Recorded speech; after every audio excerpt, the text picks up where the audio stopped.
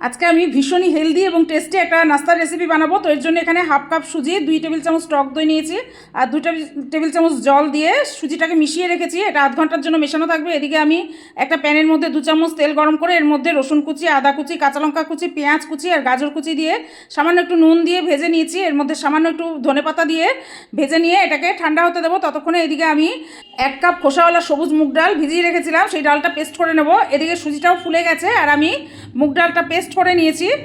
এখন ডালের পেস্টটা সুজির মধ্যেই নিয়ে নিলাম, এর মধ্যে দিয়ে দিলাম পরিমাণ মতো নুন, নিয়ে এবার ভালো করে সব কিছু মিশিয়ে নিতে হবে।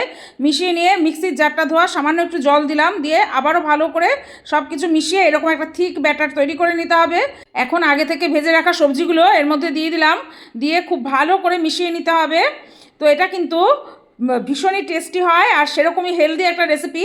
সবশেষে আমি এখানে 1 চামচ ইনো দিয়ে দিলাম আর ইনোটাকে অ্যাক্টিভ করার জন্য 1 চামচ জল দিয়ে ভালো করে মিশিয়ে নিয়েছি। আর এখানে আমি আপে প্যানটা আগের থেকেই গরম করতে বসিয়ে দিয়েছিলাম, দিয়ে সামান্য একটু তেল দিয়ে দিয়েছি। দিয়ে এবার 1 চামচ করে ব্যাটার নিয়ে এর মধ্যে দিয়ে ঢাকা দিয়ে 1 পিঠ 2 মিনিট মতো হতে দিয়েছি কম আছে।